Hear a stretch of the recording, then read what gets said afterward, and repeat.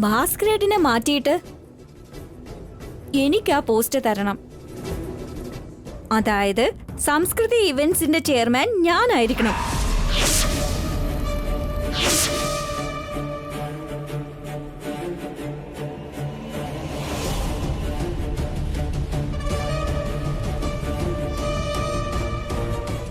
ഈ രണ്ട് കണ്ടീഷനും നിങ്ങൾ സമ്മതിക്കുകയാണെങ്കിൽ ഇപ്പൊ തന്നെ ഞാൻ കൂടെ വരാം. അതല്ലെങ്കിൽ ഇപ്പൊ തന്നെ ഇറങ്ങി പൊക്കോണം.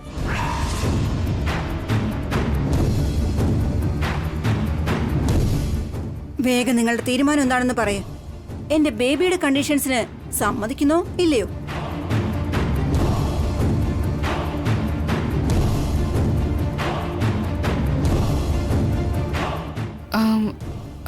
ശരി ചെറിയമ്മേ.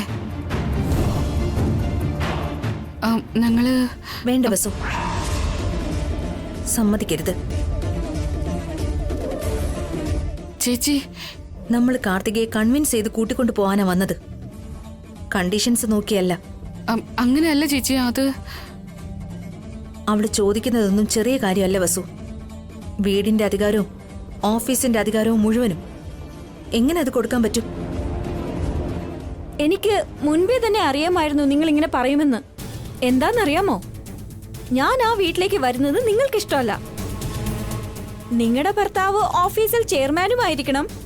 നിങ്ങളുടെ സ്വന്തം അനിയത്തി ആ വീട്ടിലെ അധികാരവും കൈയാളണം. തുടക്കത്തിലെ നിങ്ങളുടെ ലക്ഷ്യം അതായിരുന്നില്ലേ?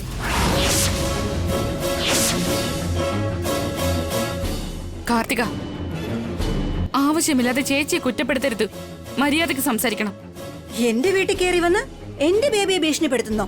ഭാവനജി വീട്ടിലെ മൂത്ത മരുമകളാണ്, നമുക്കൊരു അമ്മയെ പോലെ. അങ്ങനെയുള്ളവർ ആരെങ്കിലും എന്തെങ്കിലും പറഞ്ഞാ ഞാൻ വെറുതെ ഇരിക്കില്ല.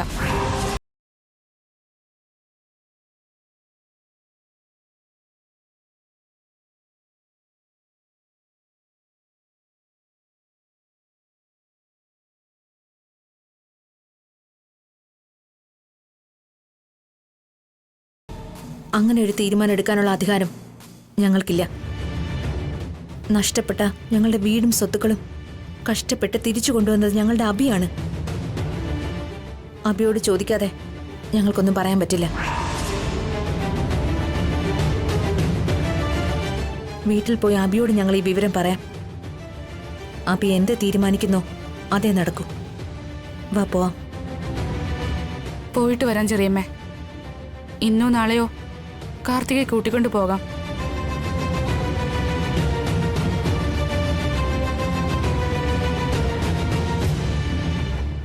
നമ്മൾ വെച്ച കണ്ടീഷൻ അഭിയേട്ടൻ സമ്മതിക്കുമോ മമ്മി?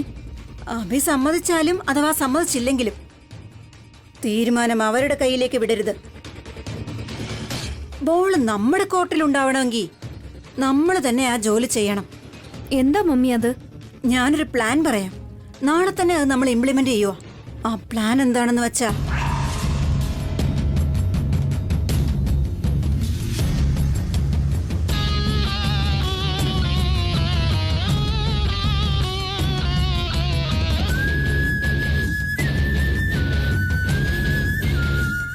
അങ്ങനെ ചെയ്താ നമുക്കല്ലേ മമ്മി നഷ്ടം? No loss baby. രണ്ട് രീതിയിൽ നമുക്ക് പ്രോഫിറ്റ് കിട്ടും. പ്ലാൻ വർക്കൗട്ട് ആയാൽ ഒരു തരത്തിലുള്ള പ്രോഫിറ്റ്, പ്ലാൻ ഫെയിൽ ആയാൽ വേറെ രീതിയിലുള്ള പ്രോഫിറ്റ്. രണ്ട് വിധത്തിലും നമുക്ക് ലാഭമുള്ളൂ. പക്ഷേ റിസ്ക് ആവുമോ എന്തോ? ചില സമയത്ത് റിസ്ക് എടുത്തേ പറ്റൂ, വേറെ വഴിയില്ല. നിന്നെ ഏതെങ്കിലും വിധത്തിൽ ഹെൽപ്പ് ചെയ്യാന്ന് വെച്ചാ ഞാനേ കടത്തിൽ മുങ്ങിക്കിടക്കുക. നിന്റെ അച്ഛൻ എവിടെ ഉണ്ടെന്ന് പോലും അറിയില്ല. ഈ സിറ്റുവേഷനിൽ നമ്മൾ റിസ്ക് എടുത്തേ മതിയാകൂ. നിന്റെ ലൈഫ് സെറ്റിലാവും, നീ കാരണം എനിക്കും സെറ്റിലാവാൻ പറ്റും. ഞാൻ പറയുന്ന കേക്ക്. കൂടുതലൊന്നും ചിന്തിക്കണ്ട ബേബി, ഇത് നമ്മുടെ ബെസ്റ്റ് ഓപ്ഷനാ. നിനക്ക് ഭാഗ്യം ഉണ്ടാവും, എന്റെ പ്രശ്നങ്ങളും അവസാനിക്കും. One shot two birds. നാളെ ഈ പ്ലാനാണ് നമ്മൾ പ്രാവർത്തികമാക്കാൻ പോകുന്നത്. ഓക്കേ? ഓക്കെയാണ് മമ്മി. പക്ഷേ അഭിയേട്ടൻ എന്തു പറയുമെന്ന് അറിയില്ല.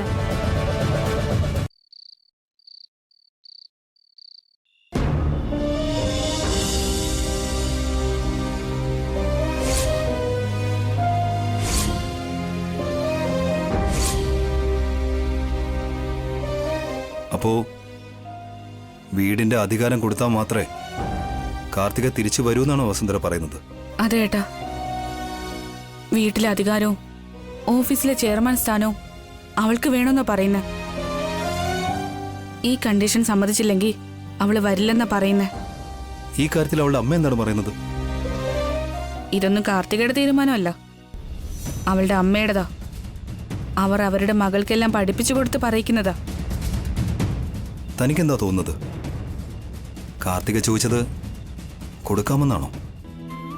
ഇപ്പൊ നമുക്ക് അഖിലിന്റെ കാര്യമാണ് പ്രധാനം. അവന് മനസ്സമാധാനം ഉണ്ടെങ്കിലേ അവന് എഴുന്നേറ്റ് നടക്കാൻ പറ്റുമെന്ന് ഡോക്ടർ പറഞ്ഞിട്ടുണ്ടല്ലോ. അവന്റെ മനസ്സ് ശരിയില്ലെങ്കിൽ ഡിപ്രഷനിലേക്ക് പോകാൻ ചാൻസ് ഉണ്ട്. ചിലപ്പോൾ വീൽ ചെയറിൽ തന്നെ ജീവിതകാലം മുഴുവൻ ഇരിക്കേണ്ടി വരുമെന്നും ഡോക്ടർ പറഞ്ഞിട്ടില്ലേ? ഏട്ടനത് ഓർക്കുന്നില്ലേ? പുറത്ത് അഖിലിന് കാർത്തികയോട് എത്ര ദേഷ്യം ഉണ്ടെങ്കിലും അവന് കാർത്തികയെ ഒരുപാട് ഇഷ്ടമാ. അവര് പ്രണയിച്ച് കല്യാണം കഴിച്ചവരാ. അങ്ങനെ ഒരാള് പിരിഞ്ഞു പോയെന്നറിയുമ്പോ അഖിലിന് ഒരിക്കലും താങ്ങാൻ പറ്റിയെന്ന് വരില്ല. ചിലപ്പോൾ ഡിപ്രഷനിലേക്ക് പോയിന്ന് വരും. അങ്ങനെയൊക്കെ നോക്കുമ്പോ കാർത്തിക ചോദിക്കുന്നത് കൊടുക്കുന്നതിലുള്ള റിസ്ക് കുറഞ്ഞു തന്നെയല്ലേ ഇരിക്കൂ.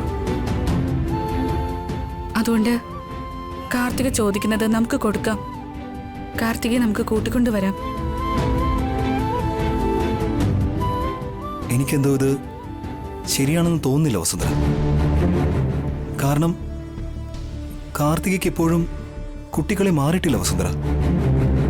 അവളെ വിശ്വസിച്ച് ഈ വീടിന്റെ അധികാരം ഓഫീസും ഏൽപ്പിച്ചാൽ എന്തൊക്കെ കാണിക്കുന്ന ഒരു പിടിയും കിട്ടുന്നില്ല. ഒരു പ്രാവശ്യം അവള് കാരണം ഏട്ടനും അഖിലും തെരുവിലിറങ്ങിയതാണ്. ഇനി അങ്ങനെ ഒരു അവസ്ഥ ഉണ്ടാവരുത്. ഞാൻ ആ കാര്യം ആലോചിച്ച് നോക്കിയായിരുന്നു. അത്യാഗ്രഹം കൊണ്ട് കാർത്തിക വീട്ടധികാരവും ഓഫീസിലെ അധികാരവും അവള് ചോദിച്ചാ രണ്ടും അവളെ കൊണ്ട് നോക്കാൻ കഴിയില്ല ഏട്ടാ. ഉറപ്പായിട്ടും എന്തെങ്കിലും തെറ്റ് സംഭവിക്കും.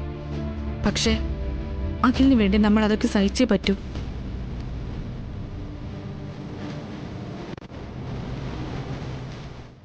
വീട്ടിലൊരു പ്രശ്നവും ഉണ്ടാവാതെ ഞാൻ നോക്കിക്കോളാം ഏട്ടാ. അതുപോലെ ഓഫീസിലും കാർത്തികയുടെ ഭാഗത്തു നിന്ന് തെറ്റുണ്ടാകാതെ ഏട്ടൻ നോക്കണം. നമുക്കെങ്ങനെ ചെയ്യാൻ പറ്റിയ കാർത്തികയെ കൊണ്ട് മറ്റു പ്രശ്നങ്ങളൊന്നും ഉണ്ടാകില്ല. അഖിലും വേഗം സുഖം പ്രാപിക്കും. എന്തു പറയുന്നു?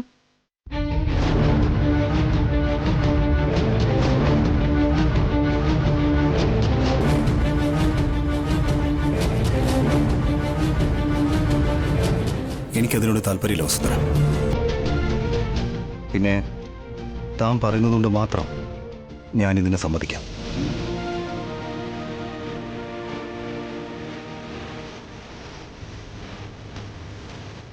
വീടായിക്കോട്ടെ ഓഫീസായിക്കോട്ടെ, ഒരാളുടെ അഹങ്കാരം കൊണ്ട് അധികാരം നടത്താൻ പാടില്ല. സ്നേഹം കൊണ്ട് വേണം അത് കൈകാര്യം ചെയ്യാൻ. എല്ലാവരെയും അനുസരിച്ച് വേണം മുന്നോട്ട് പോകാൻ.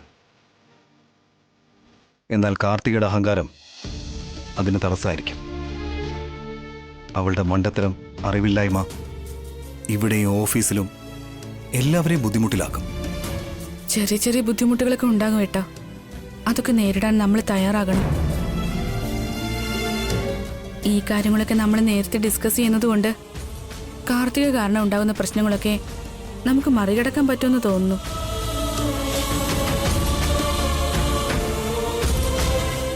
എന്താട്ടാ ഇനിയും ആലോചിക്കുന്നത്? വേറെന്തെങ്കിലും വഴിയുണ്ടോ? ഇല്ല വസുന്ധര, ഞാൻ ചിന്തിക്കുന്നത് അതല്ല. പണമില്ലാത്ത സമയത്ത് നമ്മൾ ഒരുപാട് കഷ്ടപ്പെട്ടതാണ്. എന്തുമാത്രം പ്രശ്നങ്ങളാണ് ഫേസ് ചെയ്തത്. ഇപ്പൊ സ്വത്തെല്ലാം കിട്ടിയതിന് ശേഷം വേറെ പ്രശ്നങ്ങൾ. കാശുണ്ടെങ്കിൽ പിന്നെ ഒരു പ്രശ്നങ്ങളും ഉണ്ടാവില്ലെന്നാ പറയുന്നത്. എന്നാൽ എല്ലാത്തിനും കാരണം കാശാണെന്ന് ഒരുപാട് പേർക്കും അറിയില്ല. ഈ പണമില്ലെങ്കിൽ എങ്ങനെ ജീവിക്കുമെന്നത് പ്രശ്നമാണ്. എന്നാൽ പണമുണ്ടെങ്കിൽ അതെങ്ങനെ ചെലവഴിക്കണം എന്നതാണ് പ്രശ്നം. മനുഷ്യൻ പണത്തിന്റെ പുറകെ ഓടിക്കൊണ്ടിരിക്കുമ്പോൾ അവനൊരിക്കലും സന്തോഷത്തോടെ ഇരിക്കാൻ കഴിയില്ല. കയ്യിലുള്ളത് വിട്ടിട്ട് കൂടുതൽ കിട്ടുന്നതിന്റെ പുറകെ പോകും.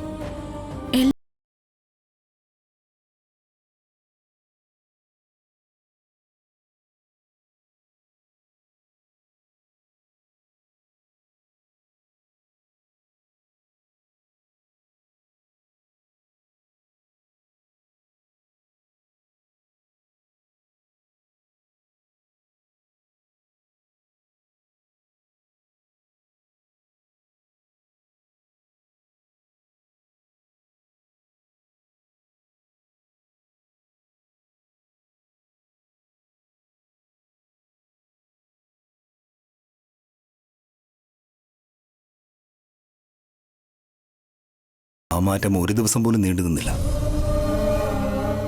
നന്ദിനിയുടെ മേലെ കുറ്റം ചുമത്തിട്ട് അവളങ്ങിറങ്ങിപ്പോയി. പാവം, നന്ദിനി എന്തുമാത്രം വിഷമിക്കുന്നുണ്ടാവും. എല്ലാരും ഇങ്ങനെ ആയിരിക്കില്ല ഏട്ടാ. അവള് നന്നായി മനസ്സിലാക്കുന്ന കുട്ടിയാ. നന്ദിനിക്ക് ശരിക്കും നമ്മുടെ ഭാവനച്ചയുടെ സ്വഭാവ കിട്ടിയിരിക്കുന്നെ. വളരെ നല്ല കുട്ടിയാ.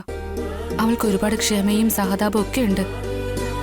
ഒരുപക്ഷെ അവൾ ചെയ്യുന്ന ആ നഴ്സ് ജോലി അവൾക്ക് ഈ കാര്യങ്ങളൊക്കെ പറഞ്ഞു കൊടുത്തിട്ടുണ്ടാവും ചിലപ്പോ. ശരിയെന്നോ, നാളെ രാവിലെ തന്നെ നമുക്ക് കാർത്തികയുടെ വീട്ടിലേക്ക് പോവാം. അവളുടെ അമ്മയോട് സംസാരിച്ച് നമുക്ക് അവളെ കൂട്ടിക്കൊണ്ടുവരാം. പിന്നെ ഒരു ചെറിയ കാര്യം കൂടിയുണ്ട്. കാർത്തികയെക്കാളും അവളുടെ അമ്മയ്ക്ക് അഹങ്കാരം കുറച്ച് കൂടുതലാ. അവര് വാ തുറന്ന് അടക്കില്ല. അവരെന്ത് പറഞ്ഞാലും ഏട്ടൻ തിരിച്ചൊന്നും പറയാൻ പോകണ്ട. ബാക്കി ഞാൻ നോക്കിക്കോളാം. എനിക്ക് മനസ്സിലാവുന്നുണ്ട്. നമ്മുടെ മനസ്സിൽ അഖിലിനെ കുറിച്ചല്ലാതെ മറ്റൊരു ചിന്തയും ഉണ്ടാവരുത്. അതല്ലേ താൻ ഉദ്ദേശിച്ചേ? അതാ ഏട്ടാ. നമുക്ക് അഖില പ്രധാനം. അവൻ സുഖമായി എഴുന്നേറ്റ് നടക്കുന്നതാ പ്രധാനം. അതല്ലാതെ വേറെ ഒന്നിനെ കുറിച്ചും ഏട്ടൻ ആലോചിക്കണ്ട. ശരി വസുന്ധര, താൻ വാ.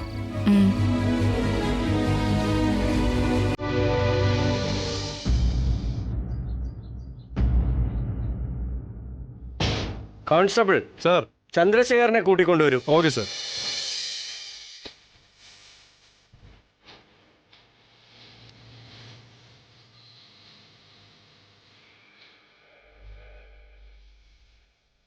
ഇതിലൊരു ഒപ്പിട്ടോളൂ.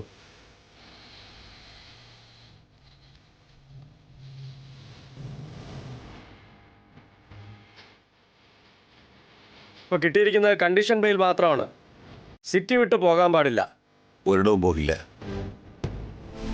എന്റെ ജോലി പൂർത്തിയാക്കി ഞാൻ തിരികെ ഇവിടെ തന്നെ വരും. എന്താ രാജ ഇത്? വീണ്ടും സ്റ്റേഷനിലേക്ക് വരുമെന്ന് പറയുന്നേ? കണ്ടീഷൻ ബെയിൽ കഴിഞ്ഞാൽ ഉടനെ ഞാൻ തിരികെ സ്റ്റേഷനിൽ സറണ്ടർ ആവണ്ടേ? പോയിട്ട് വരൂ. Thank you inspector sir. It's okay. Thank you sir. Okay okay. Thank you.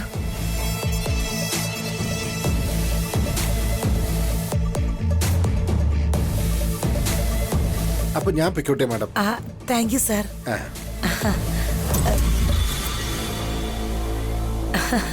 ഒരു വിധത്തില് നിങ്ങൾ പുറത്തു വന്നു രാജ. എന്റെ സ്വപ്നം യാഥാർത്ഥ്യമായി. എന്റെ പകയും ഞാൻ തീർക്കാൻ പോവുകയാ. അതെ, വളരെ സന്തോഷം ആന്റി.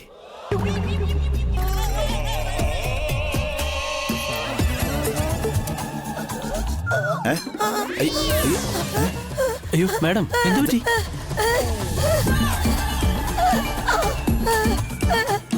കോൺസ്റ്റബിൾ, വെള്ളം കൊണ്ടുവാ. വേഗം വേഗം വേഗം വരൂ. എന്താ സുമംഗലി? എഴുന്നേൽക്കൂ മേഡം, എഴുന്നേൽക്കൂ. അതൊക്കെ ആന്റി എന്തിനാ വിളിച്ചത് രാജ? അയ്യോ, ഞാൻ എന്തെങ്കിലും പറഞ്ഞാൽ ഈ കിളവി ചത്തുപോവോ? സോറി ആന്റി എന്നല്ല, എന്തായെന്ന് ചോദിക്കാൻ വന്നതാ. അങ്ങനെയാണോ പറയാൻ വന്നേ? ഞാന് വേറെ രീതിയിലാ കേട്ടെ. ഇവിടെ കുഴപ്പമൊന്നുമില്ല, നിങ്ങൾ അകത്തേക്ക് പോ.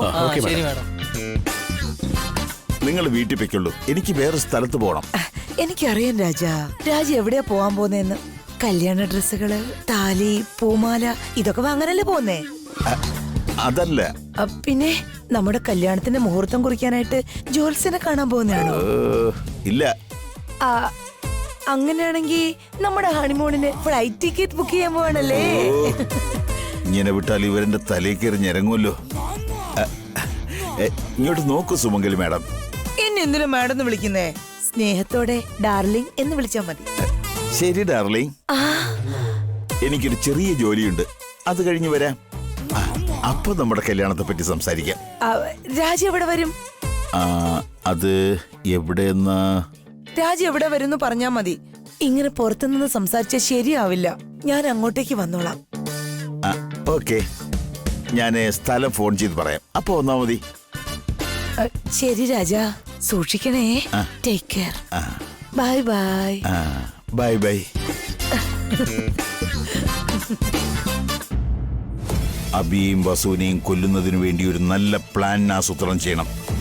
അതിനു പറ്റിയൊരു സ്ഥലം വേണം.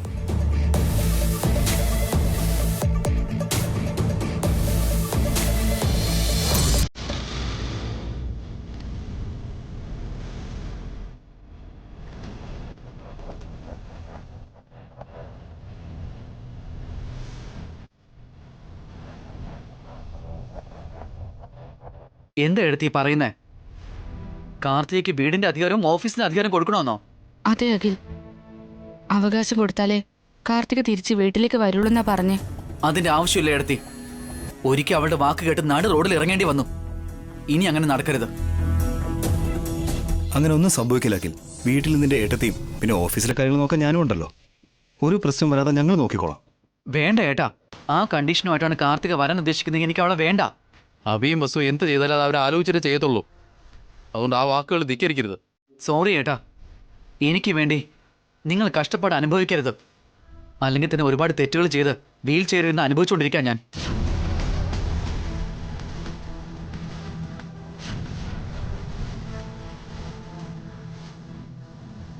ഇനി ഒരു തെറ്റുകൂടി ചെയ്ത് ഞാൻ നിങ്ങളെ ബുദ്ധിമുട്ടിക്കില്ല.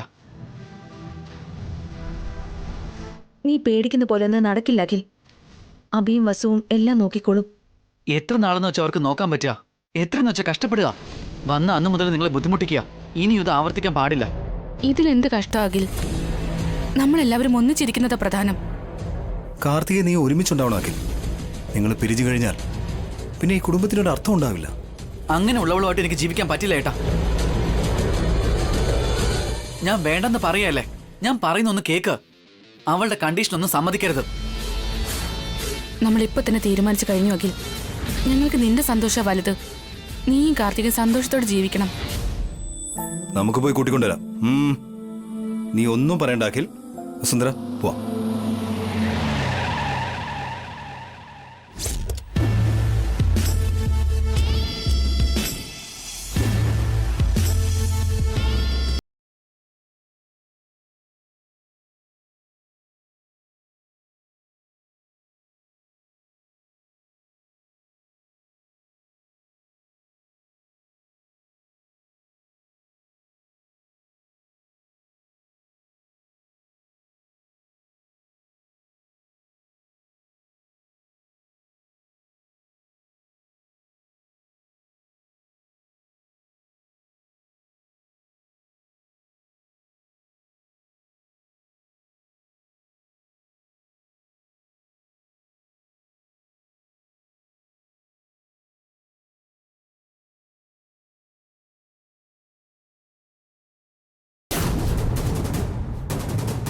ഇന്നലെ ഒരു കാര്യം പറഞ്ഞയച്ചിരുന്നില്ലേ? അതേക്കുറിച്ച് എന്താ തീരുമാനമെടുത്തതെന്ന് അറിയാൻ വേണ്ടി വന്നതാ.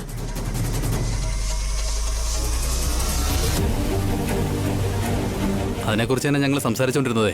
നിങ്ങൾ പറഞ്ഞതൊക്കെ വസുവും ഭാവനയും ഞങ്ങളോട് ഒന്ന് പറഞ്ഞിരുന്നു. എന്നിട്ട് നിങ്ങൾ എന്ത് തീരുമാനം എടുത്തത്? എന്റെ ബേബിക്ക് വീട്ടിലെ അധികാരം കൊടുക്കുന്നുണ്ടോ? ഓഫീസിലും അധികാരം കൊടുക്കുമോ? ഓഹോ, ആ രണ്ട് കണ്ടീഷൻ മാത്രമേ ഉള്ളൂ? അത് സ്വത്ത് മുഴുവൻ എഴുതി തരണോ? നീയൊന്നും മിണ്ടാതിരിക്കാകിൽ. ഏട്ടൻ പറയൂ. നിന്റെ എല്ലാ കണ്ടീഷൻസും ഞങ്ങൾ അക്സെപ്റ്റ് ചെയ്യുന്നു.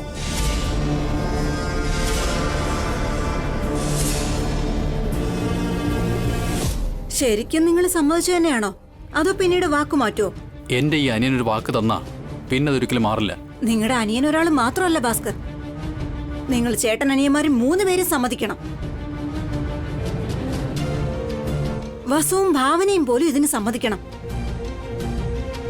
ഞങ്ങൾ സമ്മതിക്കുന്നു ആന്റി.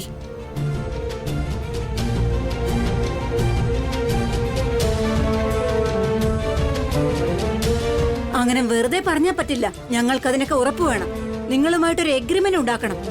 ഈ 2 കണ്ടീഷനും നിങ്ങൾ എല്ലാവരും സമ്മതിക്കുന്നുവെന്ന് ഈ എഗ്രിമെന്റ് പേപ്പറിൽ ഒപ്പിട്ട് തരണം.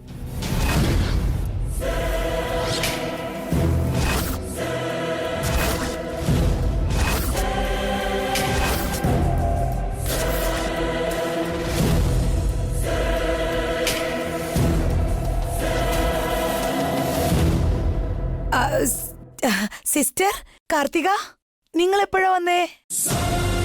ആ പേപ്പേഴ്സ് എന്താ? കാർത്തികയ്ക്ക് ഈ വീട്ടിലെ അധികാരവും ഓഫീസിലെ ചെയർമാൻ പോസ്റ്റും കൊടുക്കാൻ ഇവരെല്ലാവരും ചേർന്ന് സമ്മതിച്ച് സൈൻ ചെയ്യാൻ പോകുന്ന എഗ്രിമെന്റ് പേപ്പേഴ്സ് ആണ് സിസ്റ്റർ. എന്ത്? കാർത്തികയ്ക്ക് ഈ വീടിന്റെ ഓഫീസിന്റെ അധികാരം കൊടുക്കുന്നോ? അത് രണ്ടും കൊടുത്താൽ മാത്രമേ എന്റെ ബേബി ഈ വീട്ടിലുണ്ടാവൂ. ഇല്ലെങ്കിൽ ഞങ്ങൾ അങ്ങനെ അങ്ങ് തിരിച്ചു പോകും. നല്ലൊരു ചാൻസ് ആണല്ലോ കിട്ടിയിരിക്കുന്നേ. ഇത് നീ എപ്പോഴേ ചെയ്യേണ്ടതാ. അതിപ്പോ ചെയ്തോണ്ടിരിക്കല്ലേ. എന്താ അഭി ആലോചിക്കുന്നേ? നീയും വസുവും ഭാസ്കറും ഭാവനയും കൂടി ഈ എഗ്രിമെന്റ് പേപ്പറിൽ ഒപ്പിട്ട് തരണം.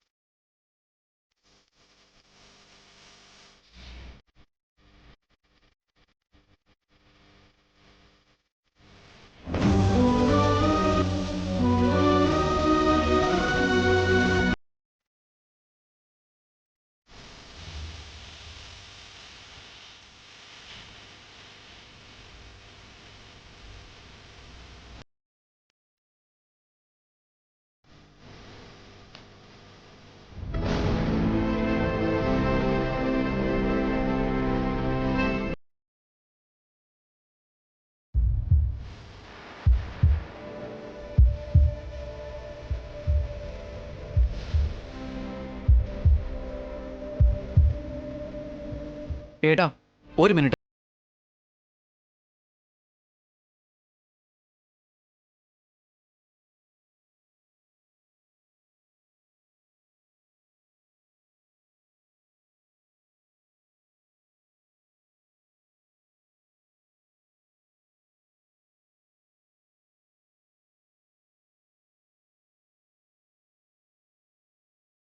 ൊന്നും അല്ല,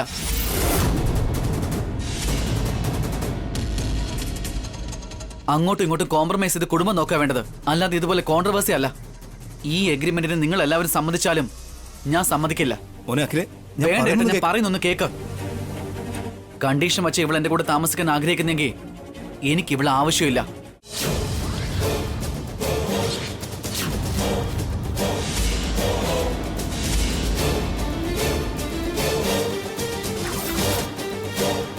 അഖിൽ, നീ എടുത്തു ചാടണ്ട, സൈലന്റ് ആയിട്ടിരിക്കുക. മിണ്ടാതിരിക്കാൻ പറ്റില്ല എടുത്തി. എല്ലാവരുടെ മേലെ അന്യായം നടക്കുമ്പോ വായടച്ച് മിണ്ടാതിരിക്കാൻ പറ്റില്ല എനിക്ക്. ഇതിൽ എന്ത് അന്യായമാണോ ഉള്ളേ? എല്ലാവരും ഒരുമിച്ച് കഴിയാൻ പോവില്ലേ? ഇവളെ കൂടെ ജീവിക്കാൻ എനിക്ക് വയ്യ ഏട്ടാ. ഇവൾ നമ്മുടെ മേലെ അധികാരം സ്ഥാപിക്കാൻ ശ്രമിച്ചാ എനിക്കതിന് പറ്റില്ല. വീടിന്റെ അധികാരം ഞങ്ങളുടെ അടുത്തായാലും കാർത്തികയുടെ അടുത്തായാലും എന്താകിൽ? എല്ലാത്തിനും ഒരു യോഗ്യത വേണം എടുത്തി. ഇവൾക്ക് ആ യോഗ്യതയില്ല. നിന്റെ ഏട്ടത്തിമാർക്കുള്ള യോഗ്യതയിൽ കാർത്തികയ്ക്ക് എന്ത് യോഗ്യതയില്ലാത്തത്? സംസ്കാരം, കുടുംബത്തിനോടുള്ള കടപ്പാട്, സ്വന്തക്കാരോട് കാണിക്കേണ്ട ബഹുമാനം, എല്ലാവരും അനുസരിച്ച് പോകാനുള്ള മനസ്സും വേണം. ഈ പറഞ്ഞ ഒന്നും ഇവൾക്കില്ല.